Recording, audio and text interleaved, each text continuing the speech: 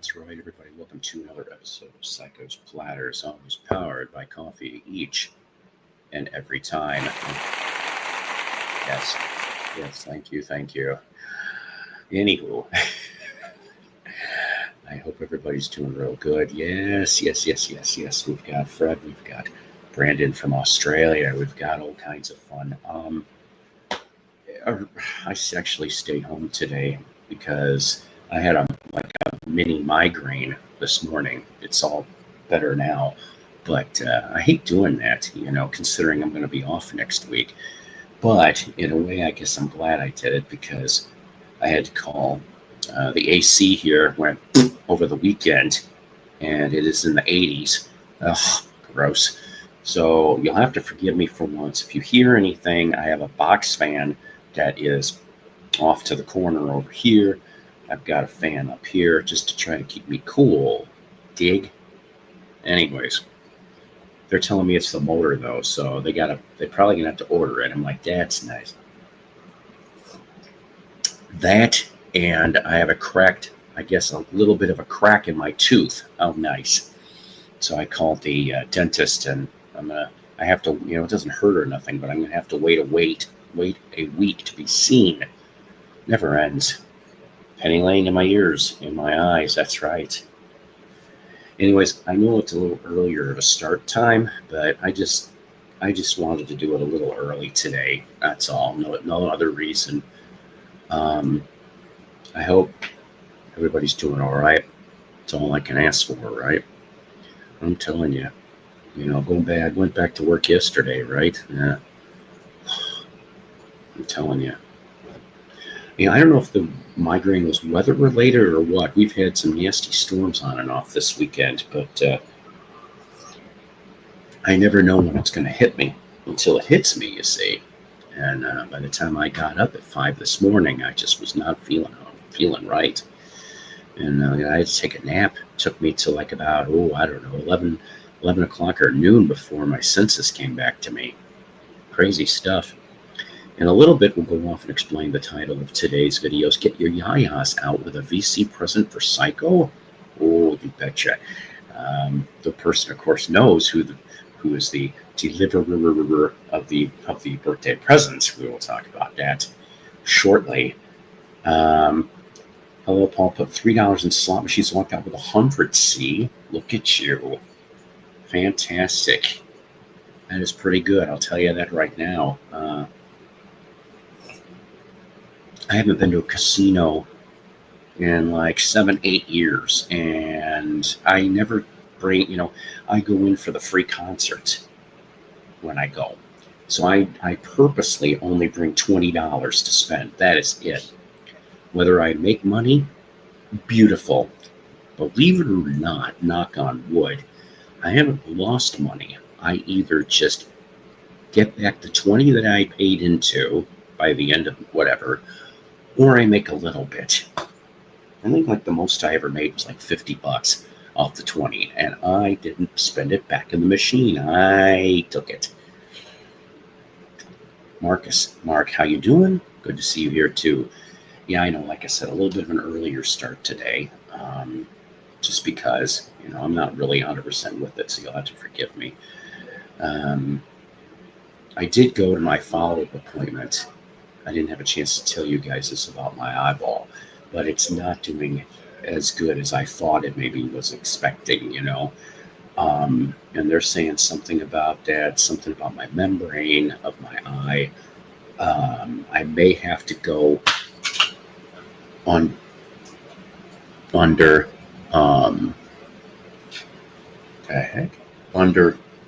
the laser in early 26.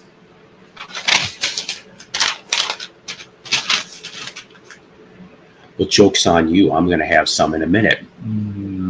That's what I say about that. That's what I say, William and company.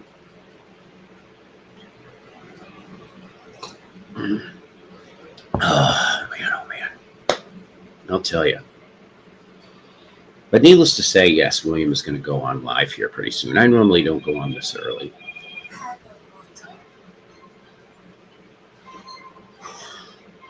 Oh, geez. Excuse me a minute. I'm sorry. Hello, sorry about that. Yeah, he took a peek on everything, and I guess it sounds like it's the motor, huh?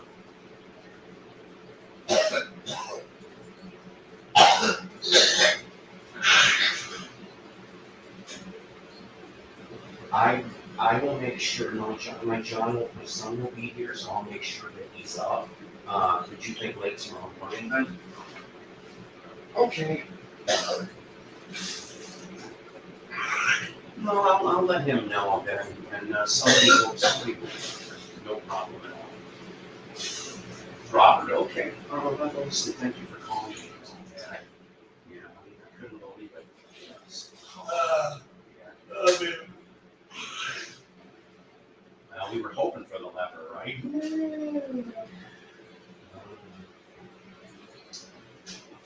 All right. All right, thank you. What kind of blood? Yes, you too. Thank you.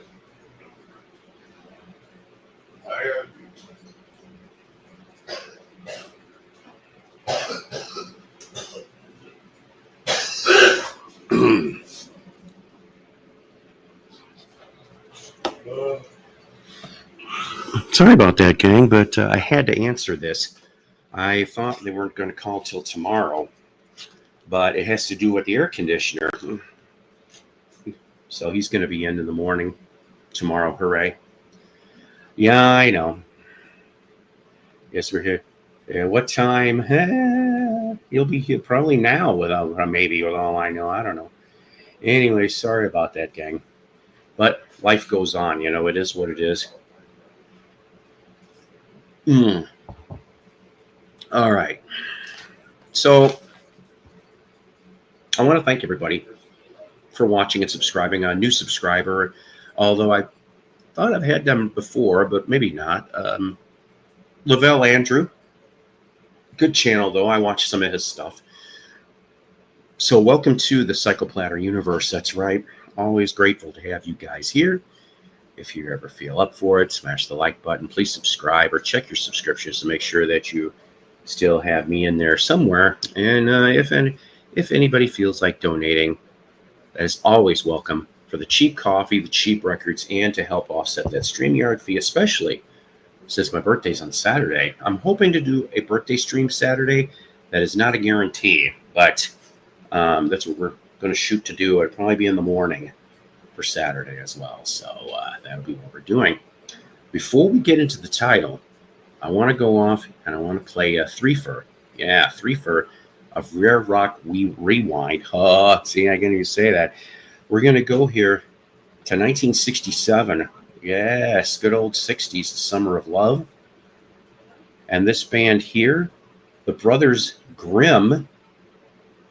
Yes, with what I feel like right now in this heat, or I've actually probably had a borderline girlfriend or two.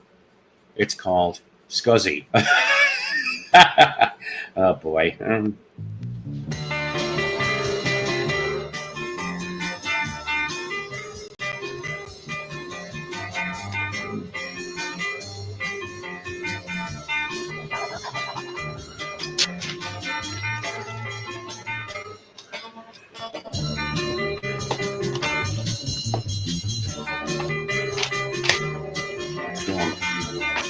Huh? What?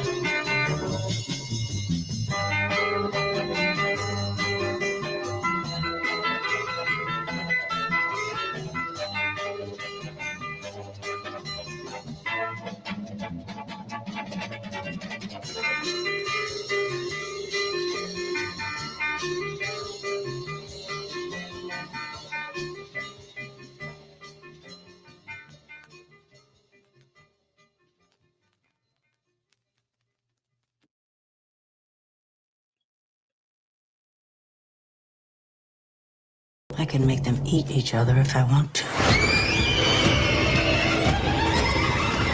Do I want to, Alex? Phone now on digital.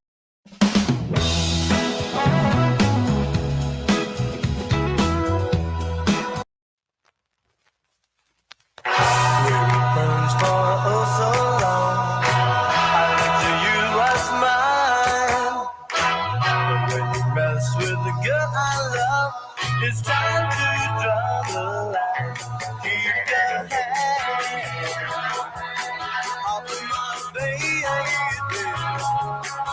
don't want to tell you about it one more time. Oh, keep your hand off of my baby. Don't you get it through your head. That girl is mine. When you in my clothes, my cigarettes and such. Buddy, let's get something straight. There's one thing you don't know. Keep your hand off of my baby. I don't want to tell you one more time. Oh, keep your hand off of my baby. Don't you give it through your head. That girl is mine. When you in my nose, my cigarettes and such. Let's get something straight. There's one thing you don't know. Keep your hand off of my baby.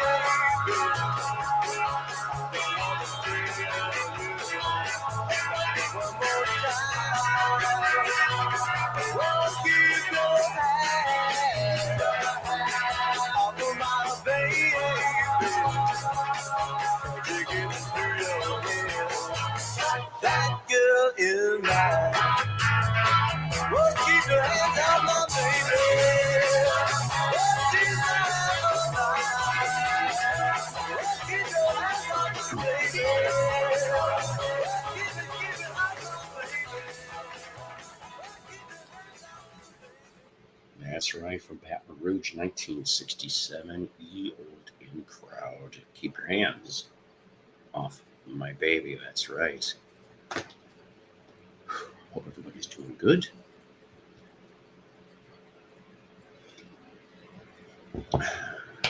Let's go to the last in the Rare Record Rewind trilogy. This one here from 1979, out of Tennessee. Band by the name of Ambrose. I love to rock. Me too.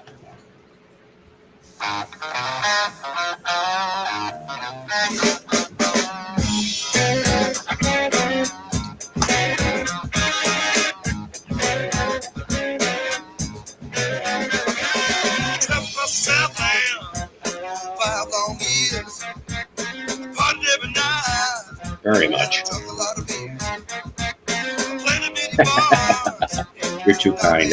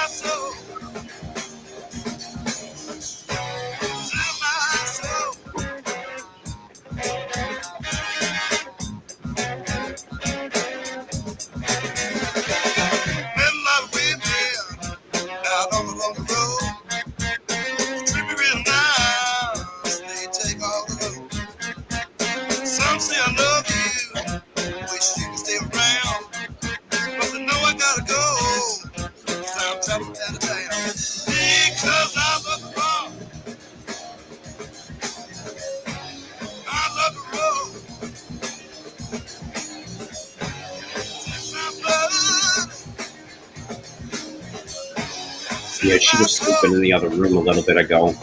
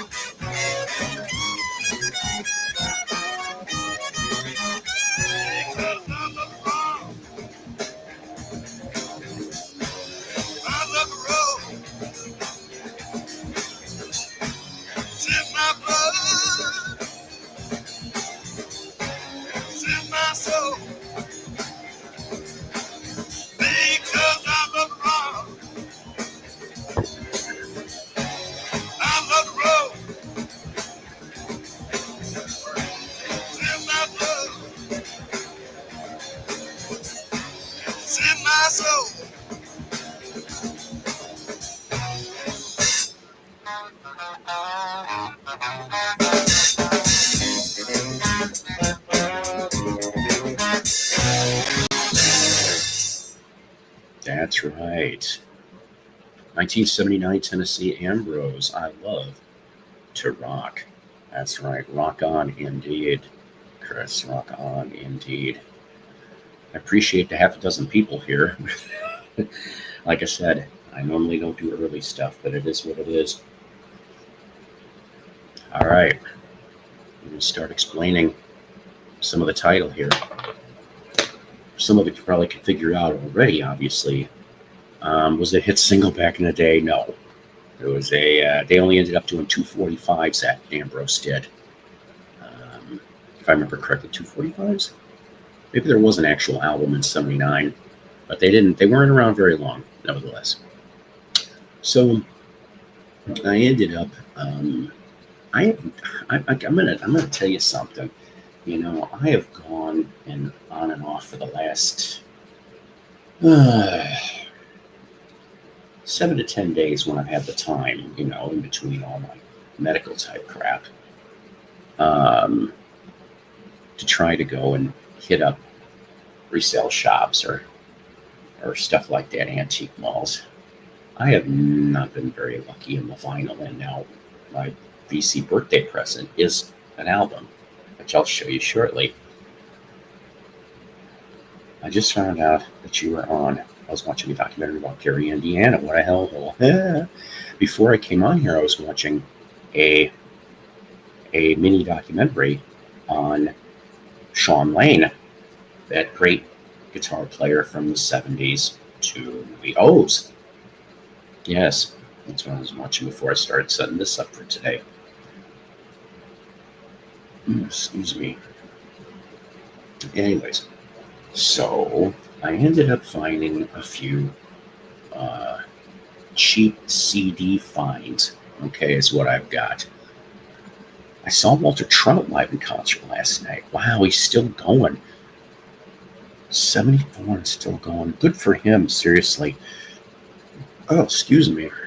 I wonder if Walter Trout worked for Mayall at one time or another.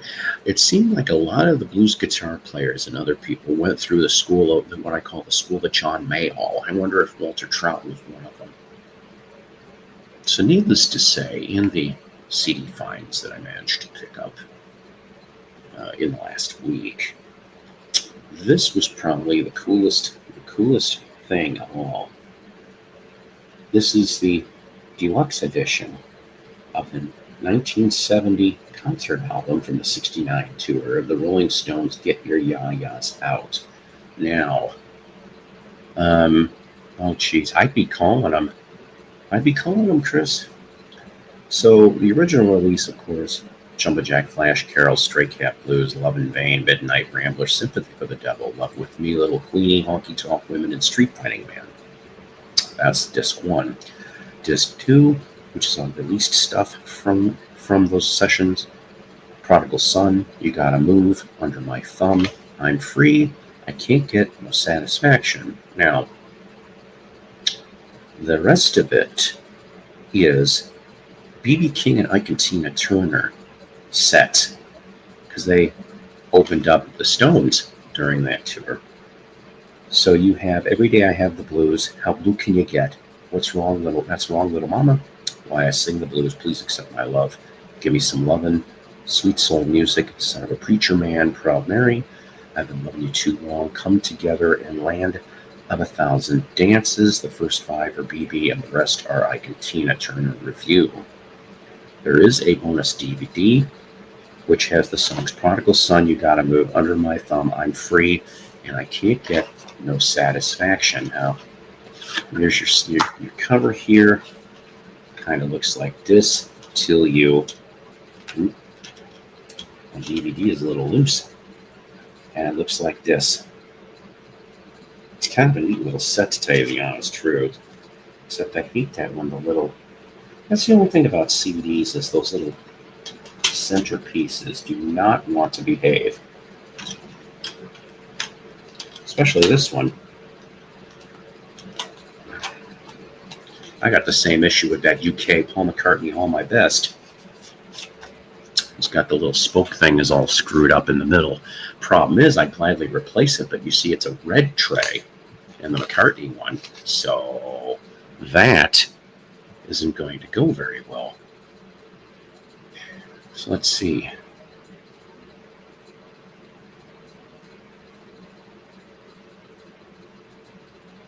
What do we got here? Trout did work for using canned heat as well. Yes. Big deal. 91 and a half still. Big deal. 91 and a half still at work 6 days a week. Said she had no business waiting for the Reaper at home. Yikes. I don't know. Yep, definitely love that. That is a very good Rolling Stones album. Very nice. They said they were still waiting on Living on a Crest of a Wave. I had it on cassette years ago. Jazz Fusion. I have a little bit of each. Yes, I do. That's right. I knew he had some medical thing. I couldn't quite remember what it was. Anyways, from the deluxe Get Your Ya-Ya's, I thought I would take a very short song. Basically one of the bonus tracks. But I'm Free with a very tasty Mick Taylor solo to boot to. Right. I'm Free from Madison Square Garden 1969 tour. Yes. There are quite a few live studio albums. Kisses Alive, Judas Priest, Unleashed in the East, to name a few. No, I don't. All right, so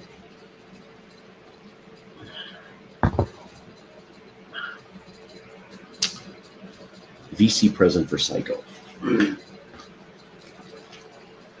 I got this in Sunday afternoon. Yes, I did. From my dear friend Penny Lane. That's right. She sent me. I said, really?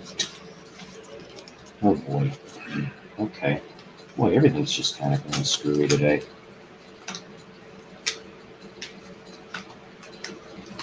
Sorry, hang on a minute. There we go. That's better. Okay. Good. Didn't affect the vinyl. Hooray!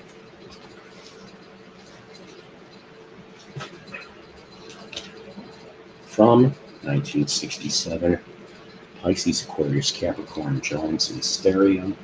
Here's the front. Here's the back. And of course, that's what it's going to look like. That is for sure. I'm glad to have this in the collection.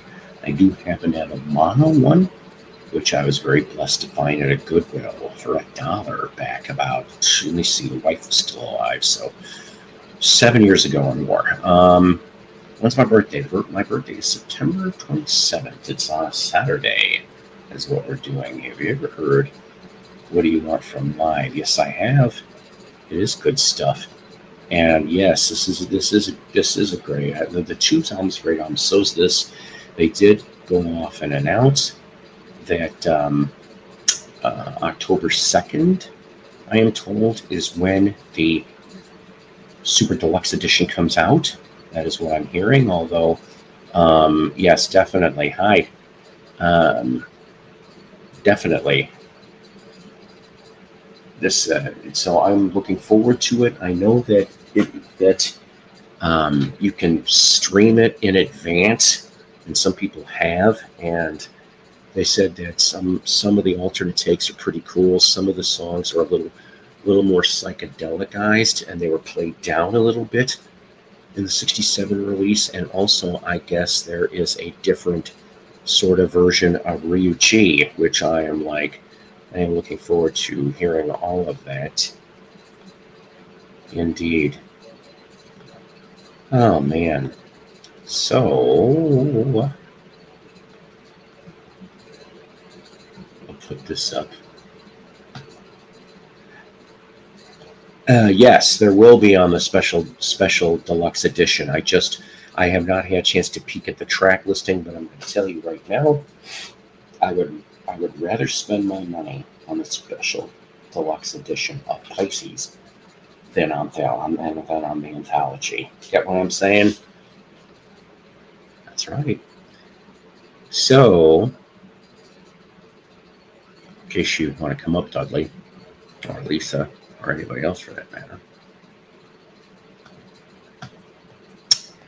I present to you off of that great album from the Monkees, one of the first rock songs to have a Moog synthesizer in it. It was the first rock album. Paul Beaver and Buck Owens owned the first two Moogs. Mickey Dolenz bought Moog number 3 in the United States. I give you Daily Nightly, some of the oddest, coolest video lyrics there are on a song, along with Mickey channeling Grace Slick, in my opinion, anyway. Oh, he was not pretty useless. Stop, Fred. I love the Monkees. Leave them alone. You can have your opinion. Boy. That was I never heard that one. That was really psychedelic. I never heard that one from the Monkees. Very much so. Off of this 1967 LP. I like it. yes, me too. And in fact, let's see here. You start out with Salesman, which is really good. She Hangs Out, which is the second version of She Hangs Out. Door into Summer, very beautiful song. Love is Only Sleeping, which that's got some of that Moog synthesizer. Right. Cuddly Toy, written by Harry Nilsson. Words, all right, which that was the B-side to Pleasant Valley Sunday. That was side 1. Side 2, Hard to Believe. What Am I Doing Hanging Around? Really nice country number there. Into Peter Percival's Pedersen Pet Pig Porky. That's Peter's contribution into Pleasant Valley Sunday. Daily Nightly, which we just played. Don't Call on Me, and then Star Collector, finishing it off with some more Moog synthesizing, psychedelic, trippy stuff. It's okay. Let's see. Tambourine doesn't count. All right. Actually, you know what? He knew how to play the drums. He knew how to play the drums and the bass, actually, as well. It's just he wasn't utilized very much for him in real life. Please place. Yeah, maybe I'll play that at the end today. What is your favorite song from the Head album? That'd be Porpoise Song. I love Porpoise Song. That's my favorite off the Head soundtrack. But probably number 2 would be Daddy's Song with Davey. That's another Harry Nilsson number. Yeah, I'm at the Jefferson Airplane. There you go. Speaking of the 60s, I watched a video series of the Byrds by the YouTube Pop Goes the 60s. I got to say, those are really well done. I think I know what you're talking about, and I do love the Byrds. I do. I still remember one time there was... okay, so like this was early 90s? No, late 90s. Yeah, late 90s. Every town used to pretty much have some kind of mini festival, okay? So Algonquin, Illinois one year had the Birds, and I'm going, hold on a minute. Even back then, my antenna was always up, and I was going, hold on a minute. Who the hell is in this lineup? Because it is none of the people that we knew of. Two were already dead already from that lineup. Gene and Michael Clark. They were dead already, okay? So I said, who's milking this? And I knew it wasn't Roger, because Roger was doing some solo stuff. And I'm like, well, it certainly can't be David Crosby. He's working on his stuff. And it can't be Chris Hillman, which I was right. It was none of those people. It was actually, if I remember correctly, although I could be wrong about this, it was Gene Parsons, no relation to Graham, Gene Parsons, and oh my God, his last name was York. He was a bass player. But the point of the matter is, one was on like late 60s stuff, one was on 70s stuff. So I guess they figured they could justify going out as the Birds. And boy, oh boy, I'm told the audience turned on them pretty fast by the third number. Boy, oh boy, I'm just like, yeah, maybe it's not too wise for you to go and be a knockoff band. You got to at least, you got to at least have one original member, kids, because gee, that seems to be the thing to get away with, people. Why don't you yap to the audience for a minute while I go get some coffee? All right. So, has anybody out there bought any records or have any records that I'd like to know about? Like early 60s, maybe? Paul left me with the... I don't know what the hell to say. Okay. So, yeah. I'd like to say hello to James Farley and Chris Hill and the Vinyl Dreamscape, Jeff Kendall, and let's see, Groovy Lisa, Dino.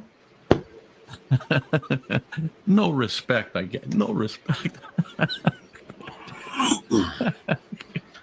I didn't know what the hell to say. I just acknowledged everybody. Well, pretty much. I hope I didn't miss anybody. So, I don't know. I wouldn't make a great host. That's it, Jeff. That's it. Gene Parsons and John York ran that little lineup. Although, you know what? I might be slightly wrong because I could have sworn, because this just came into my head right now, but I think Skip Batten might have been in that lineup that was at that town festival, because he was half a Skip and Flip, and the other half was Bruce Johnson from the Beach Boys before he was a Beach Boy. So I'm just like, but needless to say, it was two Birds members that thought that they could get away with it when they really couldn't. Roger Daltrey said in a sound check at the Hollywood Bowl that he threw his drum kick in the motive from the stone. Dear God. Yeah, Parsons really burned out. Hey, Johnny, what's your favorite AC/DC I like album? AC/DC, but I don't have any of the albums. But okay, I'm going to go out on a limb. There's one, I don't know what that's the album's called. Hell's Bells. Is there an album that Yes. AC/DC? Okay. Back in Black. Back in Black. Is where Hell's Bells came from. Oh, okay. Yeah, I like a few AC/DC songs for sure. You play it on your cassette, or on your radio or your cassette in the car, and you roll down the windows and you play Thunderstruck or something like that. Is like right. Or on your CD. Oh man, I tell you. See, there never was an AC/DC greatest hits. Although Iron Man 2 soundtrack on CD will suffice, because that's all AC/DC. Cashing in on the Birds while the mortgage has to get paid. Yeah, geez. I think Skip Batten to it. Yeah, see, that's what I'm thinking. It was two of them though that thought they could get away with it. Truth about Matt over at Pop Goes the 60s Good Guy watched his videos for about 7 years. Very nice. Yep, Gene and Skip came here with the Birds. Okay, then that must be the same tour. That's right. So I was just like, boy, that was stretching it on that one. Did you know the word mortgage translates to death pledge? Oh boy, that does not surprise me, even if that was the case or not. I'd like to pay to see I'd pay to see Parsons and Batten do Birds tracks. Takes on a whole different meaning today. Powerade is my favorite AC/DC drink. You're mentioning groups that take on a band's name, and there's no original people in there. The 50s like later on, it's notorious for that because, like for example, the Platters. Oh God, yes. The Platters will be going as the Platters, and none of them are original Platters, Nope. or even close, right? Or for example, or the Guess Who, where there was a band trying to go as the Guess Who and there was only one member, which was Right. Peter Patterson or Peterson, Terry Peterson, the drummer, yeah. the drummer, and he apparently he wasn't even on he wasn't even participating that much Right. anyway. Either. The last tour or two, I'm told he had a health issue. That's why he wasn't there. But still, talk about milking it. Yeah, who needs that? But they're the Burton Cummings and I forgot about who made who from '86. That's right, in a way. What was it? Another one I was reading about. I don't have the book in front of me though, but John Kay from Steppenwolf, and he was talking about from 77 to 80, 81, there was a fake Steppenwolf going around. But see, the fake Steppenwolf that was going around was two classic lineup members, one of them being Goldie McJohn. I think Michael Monarch was the other one. Okay, so they were on some of the records, but the guy that they had singing for him, I'm told, I guess they went through a couple different people. John Kay finally was able to get that nonsense dealt with, and that's the reason why since 1981 it has been, even though John Kay retired a couple of years ago, that's why they're no longer do Steppenwolf stuff.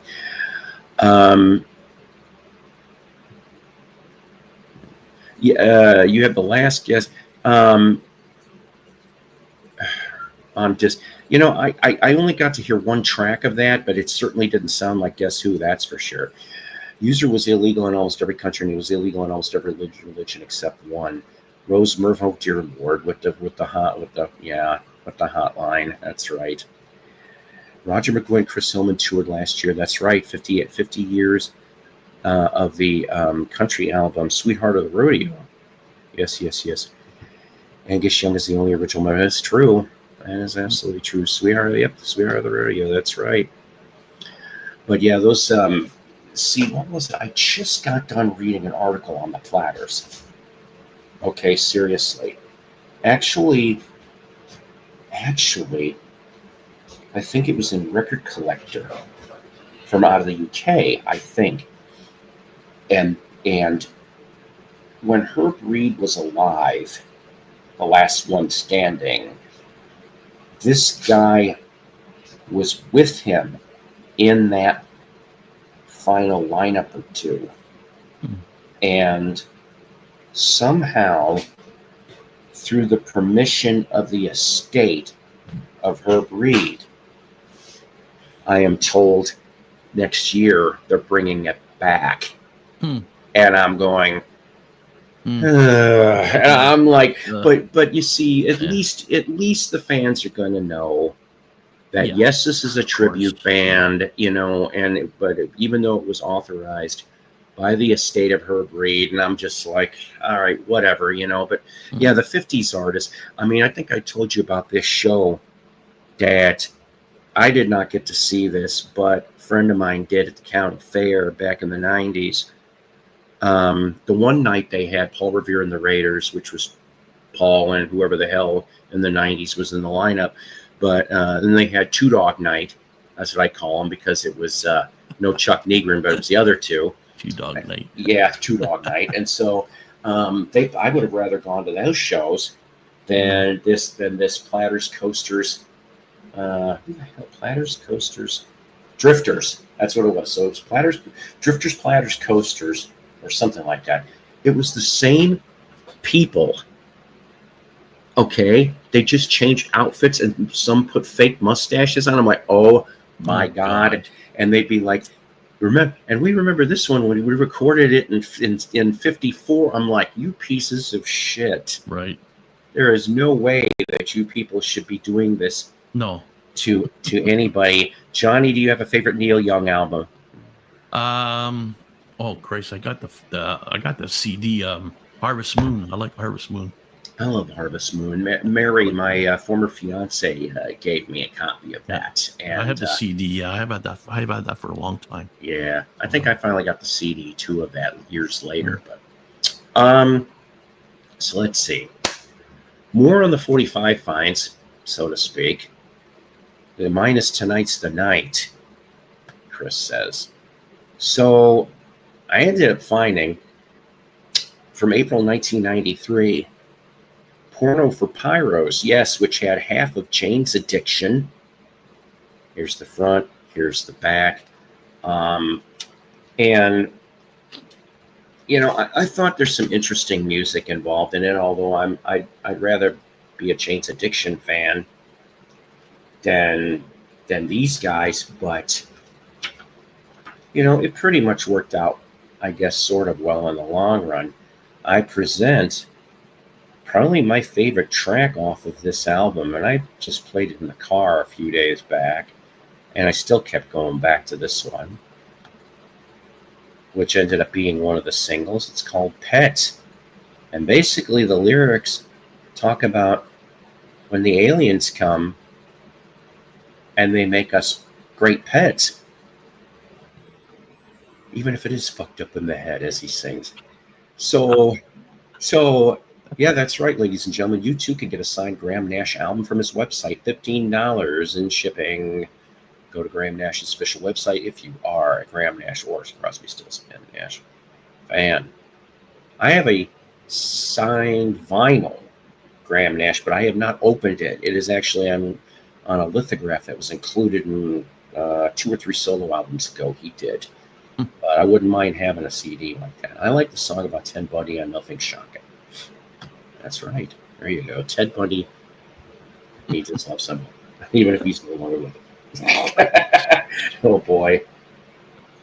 Oh, look, okay. Let's see. Donnelly's got a little nice one for us. I was asked to join. Oh, I've heard of Sham 69. Yes, on guitar. Dave Parsons quit. There was only one original left. First gift was the Farnborough Football Stadium supporting Simple Minds. I felt like such a fraud. I quit after 3 shows. Sorry. Glad I say my original Jane's Addiction vinyl. That's what I've heard. They're crazy. I don't think I've ever come across any Jane's Addiction vinyl in the wild. I mean, I've seen the reissues. I know they've been reissued. And of course, I found the CDs. I think I only have one Jane's Addiction CD, but don't ask me which one because I can't remember. I have a signed Graham cracker. Does that count? Well, as long as you don't eat it. You may have to put some shellac on it. Is it signed by Ernie Keebler? Do you like the Turtles? Yes, I do. I miss Mark Volman already. We mentioned that in the last show that we were talking about. Now, this next one is a little closer to home for Johnny anyway, and I mean by distance. I came across this thing. Now, somebody dumped like all these CDs except for the Stones one. Stones one was a couple bucks. Everything else was a buck a piece. And I never heard of these guys before. Johnny, maybe you have, maybe you haven't. I don't know, and that's quite all right. That's still pretty cool. Love some of those Sham singles, David. So from 1969, Toronto, Canada, they took their the album's title off of a street that was near where they recorded a band called The Bent Wind. Never heard of them. This is a UK early 90s CD. They only made 2 albums, if I remember correctly. And let's see. This shows me one little picture of somebody smoking. Yeah, it's no surprise for the back in the day.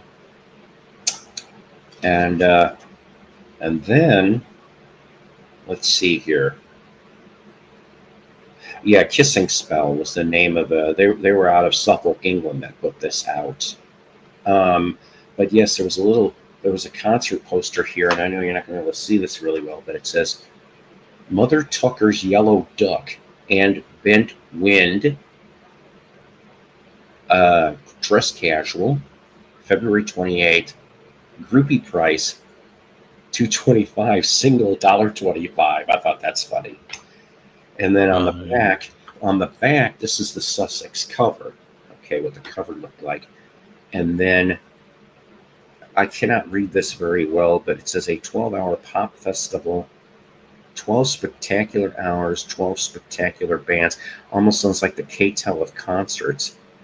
And unfortunately, the writing is so small, I couldn't even begin to tell you who the hell is in that concert from noon to midnight at St. Gabe's, July 26th. It says a new trend is coming. That was the label. See, was Trend Records. And so I'm going to play for you the first track off of Bent Wind from Toronto, Canada, 1969. There's psychedelic type thing, isn't it? Yeah, you betcha. And the song is called Sacred Cows. Yes.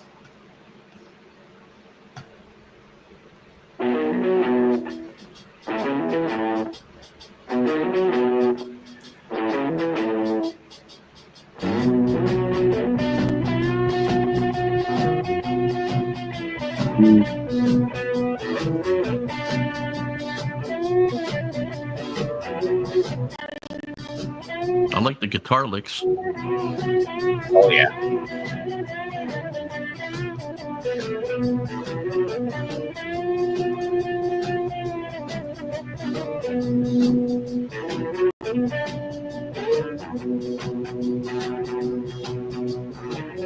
Got the feeling you see me now. Burn bridges and sacred cows. Oh, the feeling's right for sure. But do you love me? Do you love me? Do you love me too much? In the morning I'll see you rise, and then I'll look into your eyes. Sure, the feeling I know is there. But do you love me? Do you love me? Do you love me tonight?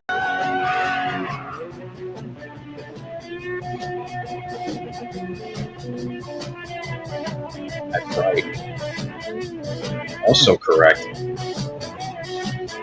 Can't milk a crow.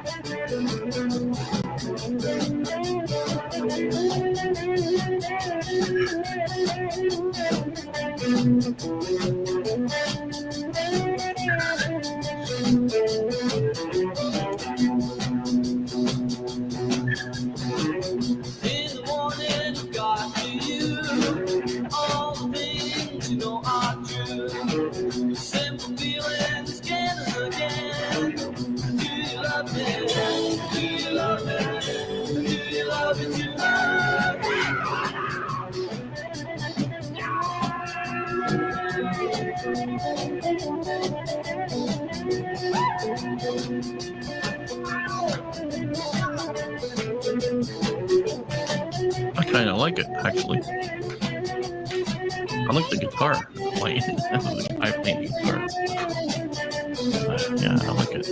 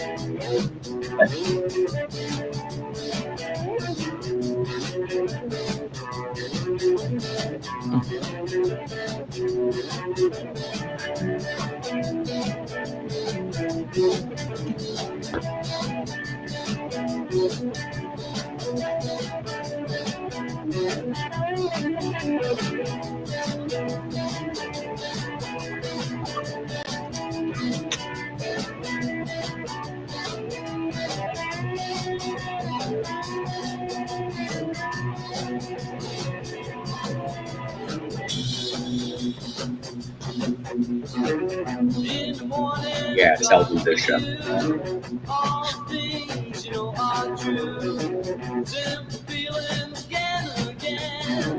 But do you love me? Do you love me? Do you love me tonight? Do you love me? Do you love me? Do you love me tonight?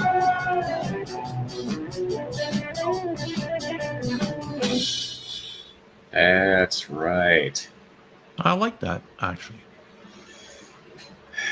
My friend grabbed a cow by the toe. Oh dear. This is the kind of guitar work George Harrison refused to do, so a new generation overtook him by 68. He was best at riffs. The Frantic Elevators. Captain Sensible told me the Damned were initially going to be Mike Hunt's dishonorable discharge.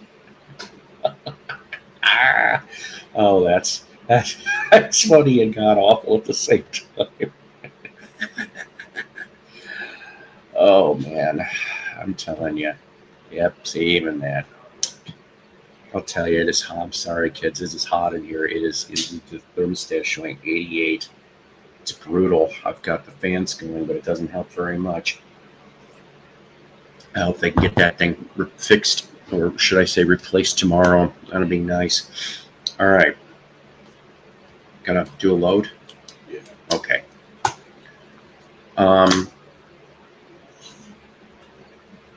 You want to put that? Oh, okay. Then we got next from May of '94. Mick Ronson's Heaven and Hull. Yes, Heaven and Hull. And this was the album that was released after his death. His death was in '93. Show some kind of cool pictures there. I couldn't believe I found this. I've never seen this CD up until I found it this week. But very, very cool indeed on this. There is a lot of people that play on this album. Chrissie Hynde and Martin Chambers from the Pretenders, Joe Elliott, John Cougar Mellencumber. Okay, he's on it too. That's what I've called him for years. Peter, because he had I know it's not really shouldn't be that funny, but he had brain cancer, so he had to have a brain operation. It's not brain cancer, but a brain operation. And so I've called him all these years because some DJ called him John Cougar Mellencumber, so I've been calling him that all these years too. Peter Noon is also on this album too, but he plays bass. But the song that I'm going to play for you, which I didn't know that there was going to be the live cut, but it's 3/4 of Queen, so it's all the surviving members of Queen. Ian Hunter and David Bowie doing their take of All the Young Dudes. Yes. Carry the news.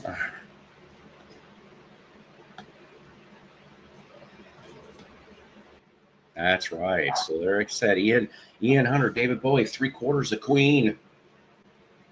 Yes, and Mick Ronson. All the young dudes. Yeah, definitely. A Drive-In Saturday would not have saved their career. Not a horrible song, but just I'm glad they took Dude instead. Right? Just say it. Anywho, yeah, it is. Boy, it's going to be a scorcher tonight. Oh God. Anywho, I've got. Yes. You can't go wrong with the price you pay for somebody. It's like, you know. Oh no. I guess. Yeah. I mean, if you don't like them, so you lose a buck. Use them as a coaster. Or, you know, not like a yakety yak or Charlie Brown coaster, but I mean, use it as a coaster. Yeah.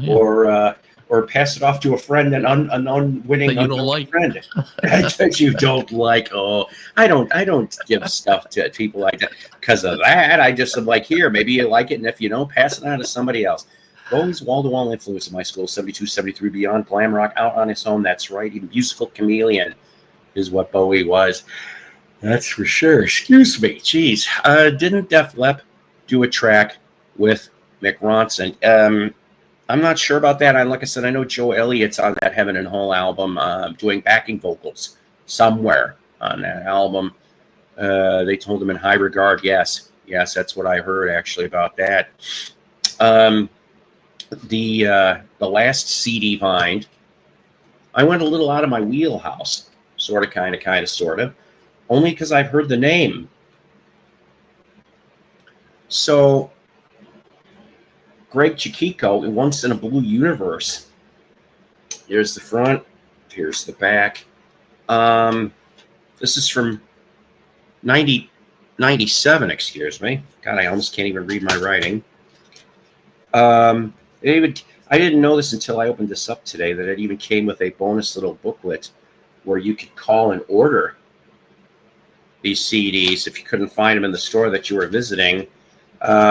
Basically, it kind of looks like this. And if the name Craig Chiquito, I hope I'm pronouncing that right, sounds familiar to you, good. If not, from 1974 to 1990, he was the guitarist in Jefferson Starship.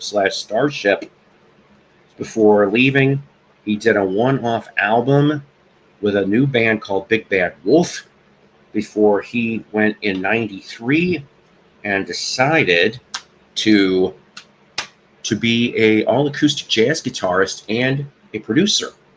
And so, yeah, go figure, right? Paul, yes. Not to interrupt, but I just found something here. The Def Leppard singer Joe Elliott was featured on Mick Ronson's album Heaven and Hell in 1994. Very good. Excellent. I just thought I'd point that up. Somebody mentioned Def Leppard. And Joe Elliott did a single with Tracy Hunter from Daughter? I don't know about that. It's a cross between jazz fusion and new age. Yes, I think so. Def Leppard cover After Dark on their retrospective album. Oh, all right. Excellent. So I thought I would present a little, like I said, a little something different. Craig Chiquito from 97. Dave Coase is a special guest on this particular track.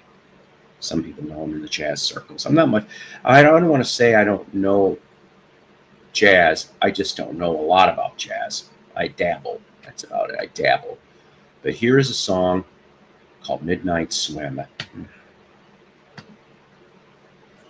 That's right. Craig Chiquito with Midnight Swim with Dave Coase. Nice. Yes. It does sound a bit like Christopher Cross, he says. And, of course, the G in Kenny G stands for Jeff. That's right.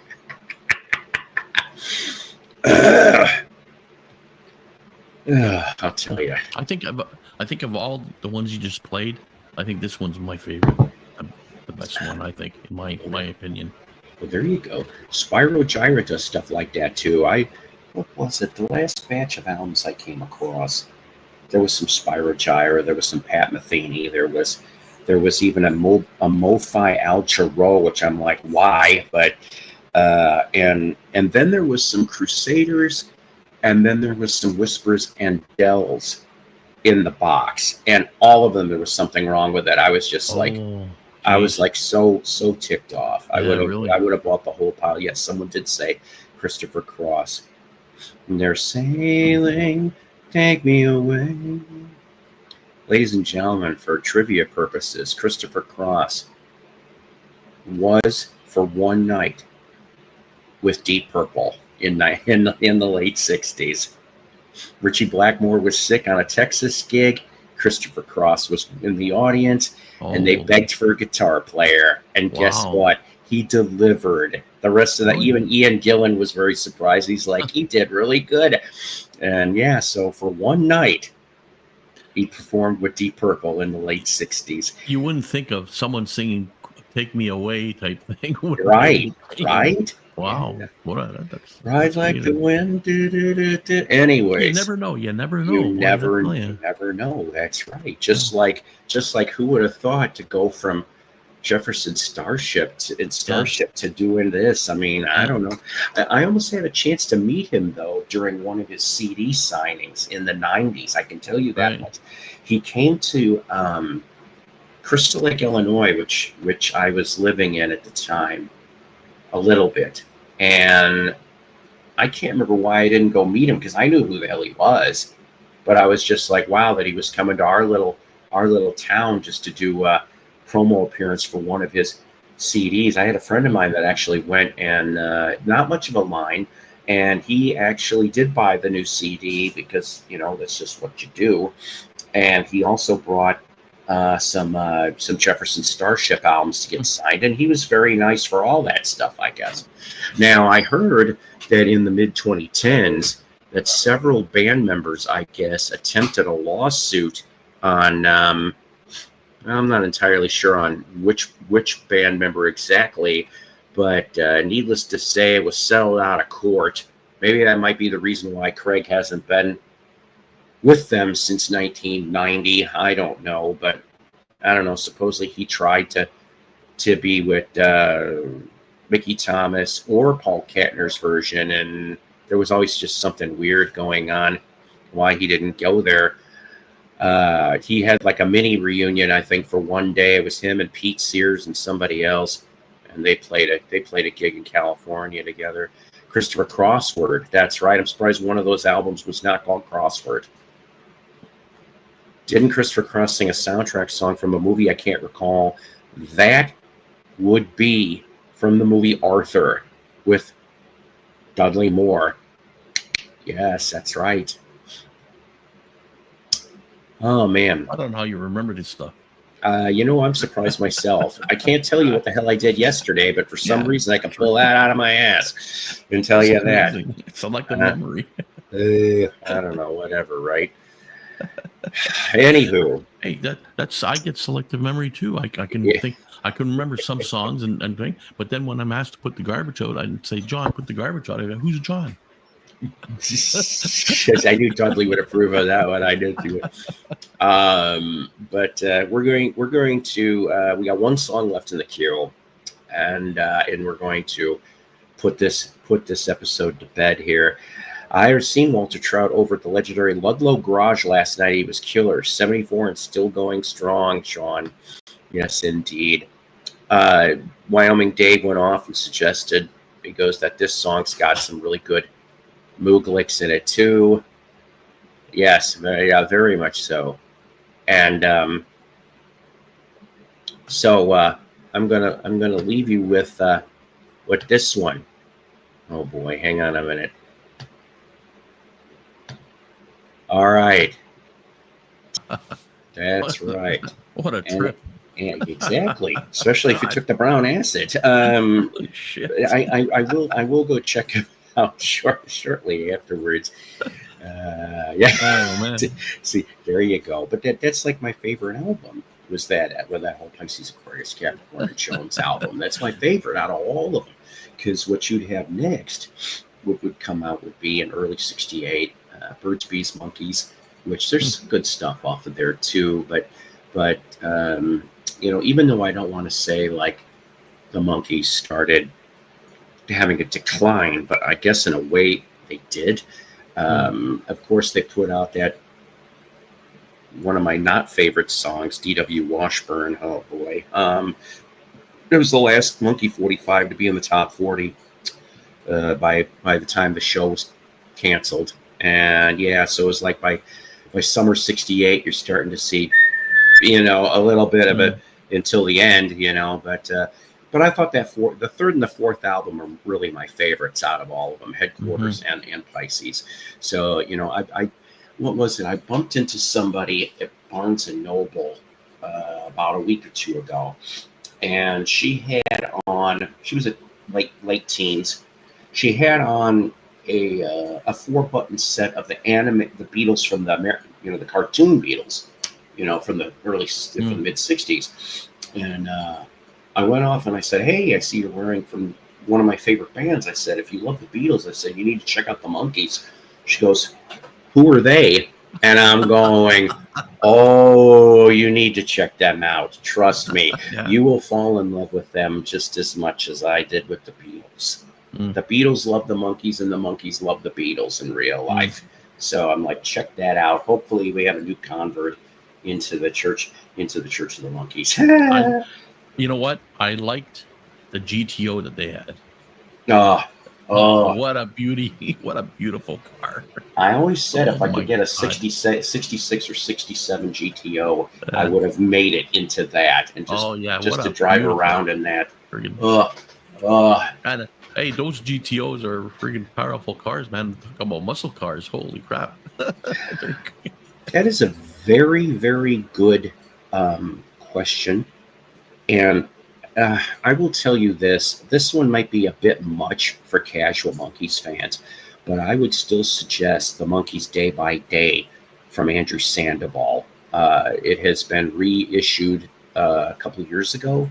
I have it in soft cover now. I'll admit it's 75, I think, plus shipping. But currently, right now, Beatland Books, which is the company that makes that book, has their books at $25 off right now. I don't know how long that sale is going to last. Um, it's the Children's Guide to Music by Peter Tork. Haha. A girl who worked in a record store once asked me who the Rolling Stones were when I asked for them. Well, You gotta be kidding me. I just, Holy that's Christ. the thing. They all need to. This is the reason. This is part of why I do what I do. A lot of us here are experienced veteran listeners, collectors, some, of course, veteran performers. We all know what the score is. We all get it, okay?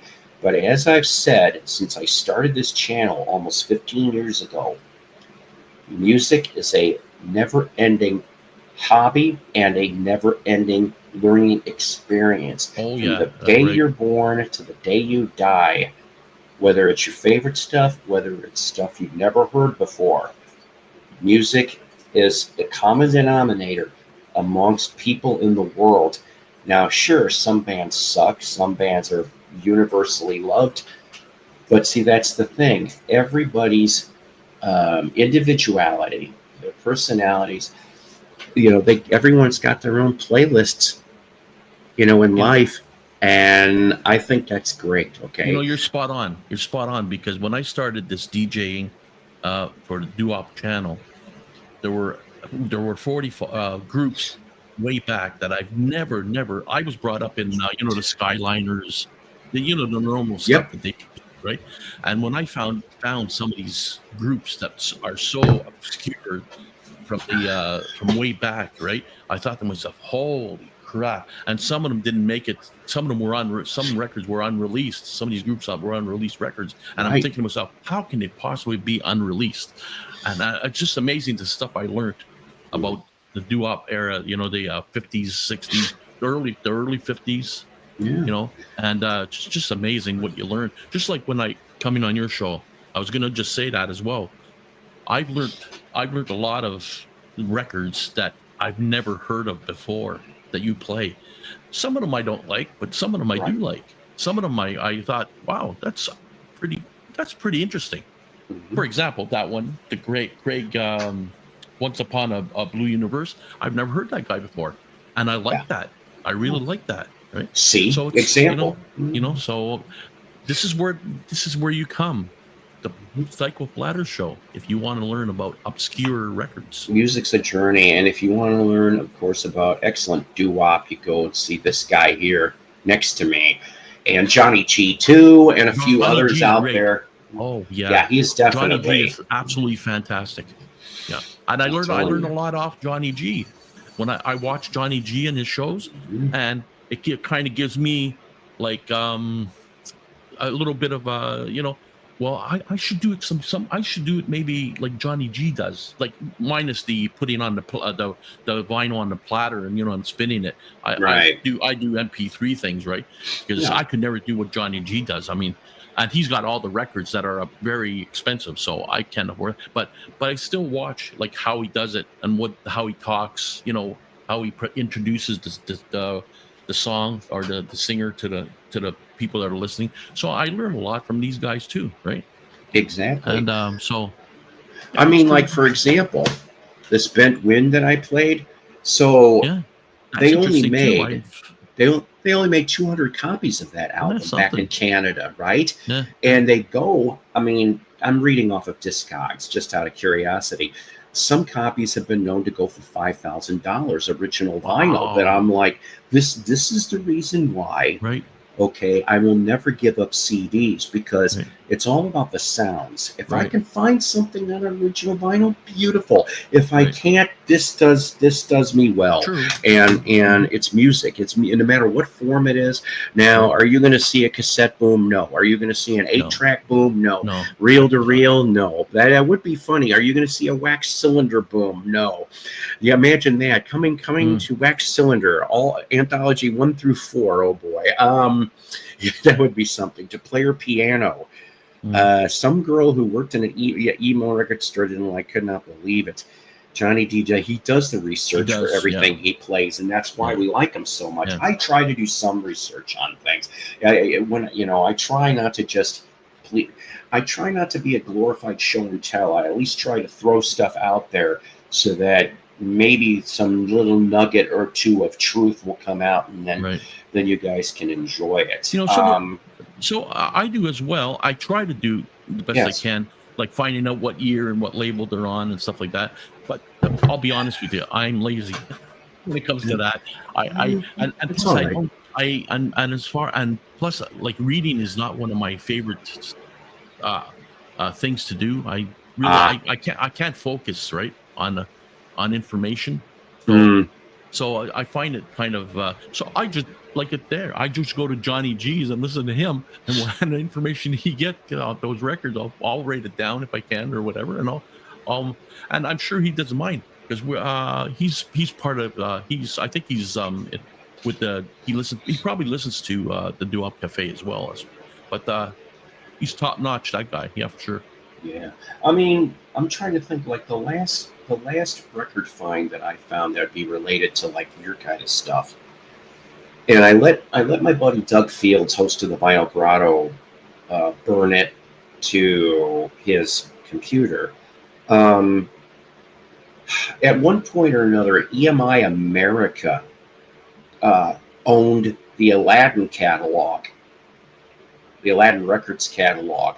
Hmm. And so I wish I had the album in front of my face and I'd show it to you. But it was 50s doo-wop groups and it was love songs. And we're talking 84 here, okay? Hmm. They put out on that album, of course, the stuff that maybe people were accustomed to back then, Hmm. but there was 2 unreleased that were in the vaults, and they put them out on vinyl on this comp. And to Wow. me, that just blew my mind Mm. for 19, to find this thing earlier Yep. this year from 84, and it had that time, they had unreleased 50s music. I'm just like, more power to them. I love this stuff. I unfortunately I don't like it that genres like doo-wop have been in a decline. But then again, I think part of the reason for the decline, and it's not really anybody's fault. It's just that the original people, the Mm. original fans, Yeah. are dying off. I Yeah. mean, and it's like trying to carry the torch, like you carry the torch, Johnny G carries the torch. There's other people that carry the torch of this genre, so that it doesn't completely die on the vine. Well, I you just know, think it's good time music that, well, holds up. Most of it holds up still, even in the 2020s. well, you know, um, for example, in the Duop Cafe, a lot of the DJ, I'm the youngest there, so I'm 68.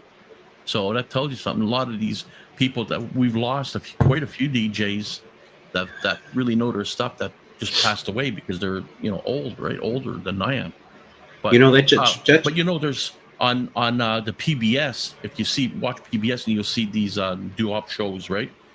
There's a kid that started like he was like knee high to a grasshopper. His name is Kid Kyle, and Kid Kyle sang some songs, and then now Kid Kyle's an adult, like I'd say he's in his 30s or something like that, and he's still going with and singing those kind of songs with a group.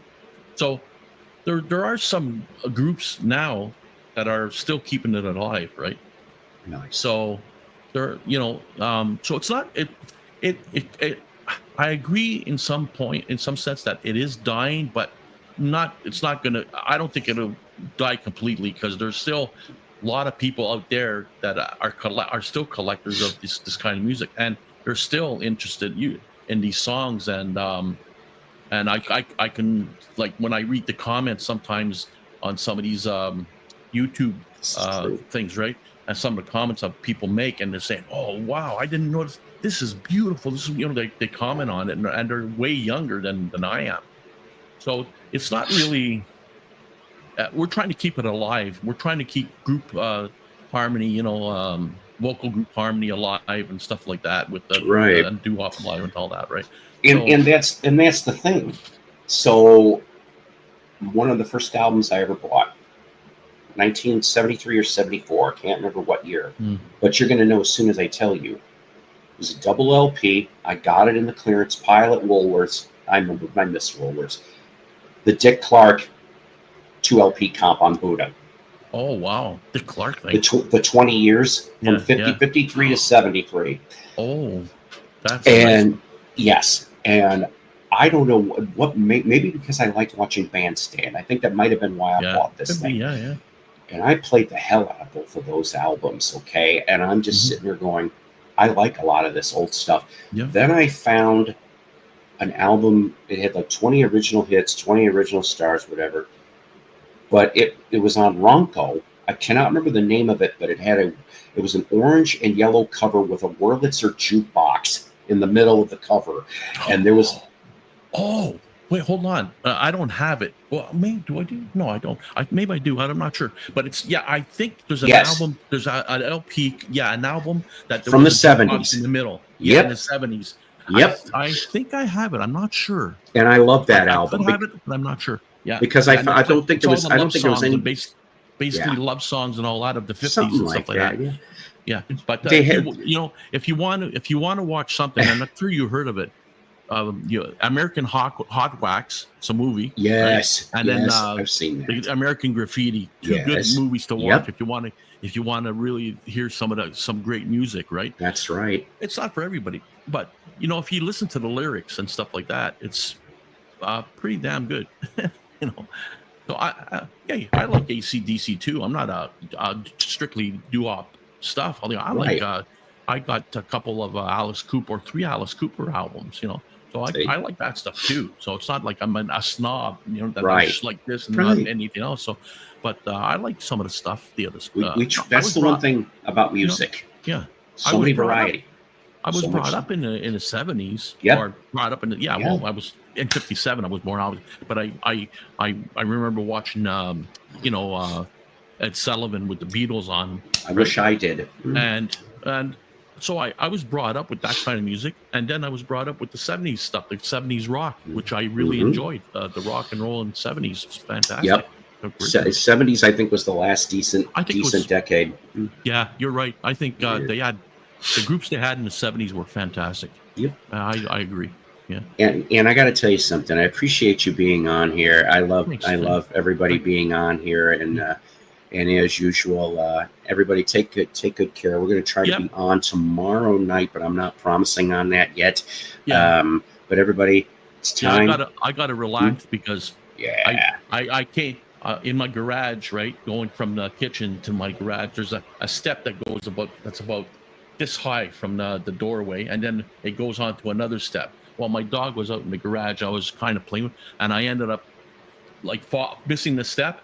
Just maybe an hour ago, and I ended up falling, and I'm kind of a heavy set guy, so I kind of hit the garage floor pretty hard, right? So now I'm kind of sore everywhere. Be careful, buddy. So, I know. So it's like I was laying on the floor, and my wife comes out. What's going on? Right? So I'm trying to get up, right? It's like, oh God. So I'm started aching all over, and it's gonna get me tomorrow. I'm sure I'm gonna feel it tomorrow. But I got to do a show tomorrow, so yes, the show must go on, right? I'll send you a bubble wrap suit there, Johnny L. along with a poop crash emoji helmet. I'll tell you, a couple years, maybe a year and a half ago, or I got bad luck sometimes. I was upstairs and we have rooms upstairs and we have stairs going down, right?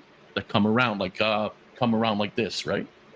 Well, my toe ended up hitting my pajamas, and there's about 12 or 13 steps. I ended up falling down trippers and sideways into the wall, making a big dent into the wall. So and it's like I was like laying there for a while. Oh God. Luckily, I didn't kill myself. I'm not. I don't know, Johnny. So I don't know. I'm going to be resting a little bit tonight. So, but it was great being on your show, Paul. Well, I really enjoyed it because, like I said, I really enjoy this the records you bring up, and I learned a lot about some of these records that I've never heard, like the Monkees one. I've never heard that one before in my life. Thank you. I like being able to share this to everybody. Yeah, chances are, let's see, barring anything stupid, probably I'll watch Rachel's show Tuesday night, and then maybe sometime after that, I might do a short show tomorrow. I don't know. We'll see. Till then, everybody, time to watch and keep the planet spinning. Yes, old fat man chew a record, aka this guy. Good night. Good night. Psycho's Platters is a Love Peace production.